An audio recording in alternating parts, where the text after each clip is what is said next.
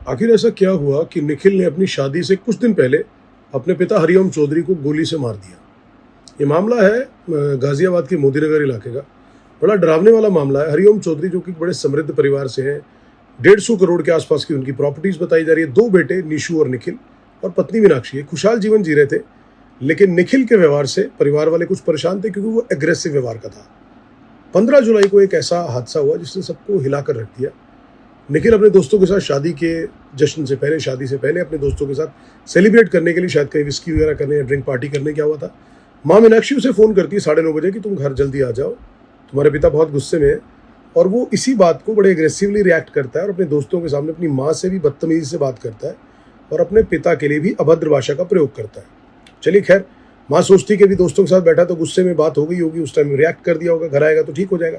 और जब वो घर आता है तो ड्रिंक की हुई होती है और आते ही पिता से अपने वाद विवाद इतना बढ़ जाता है कि उसके पिता उसको रोकते हैं और डांटते हैं कि तुम इस समय शराब पी कर आ रहे हो, तो ये बात ठीक नहीं है। और वो गुस्से में इतना पागल हो चुका था और इस कदर उस पर नशा हावी था कि उसने एक रिवॉल्वर निकाली और 6 गोलियां अपने पिता के सीने में मार दी। अब आप सोचिए कि एक लड़का जो 24-25 साल का है, शादी होने वाली है, नई जिंदगी शुरू होने और समृद्ध परिवार से, कोई गरीबी या कोई मुफलिसी में नहीं जी रहा था, उसने अपने पिता को मार दिया। और उसी वक्त उसका छोटा भाई निशु भी दूसरे कमरे से निकलकर बाहर देखने आता है, तो वो देखता है कि बड़े भाई के हाथ में पिस्तौल है, तो वो डर कर वापस चला जाता है।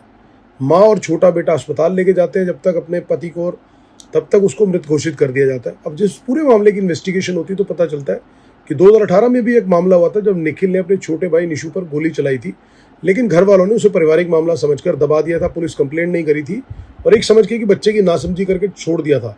शायद यहीं से उसका हौसला बढ़ा। उसके बाद से पूरा परिवार उससे डरा हुआ रहने लगा था और कोई उसे कुछ नहीं कहता था।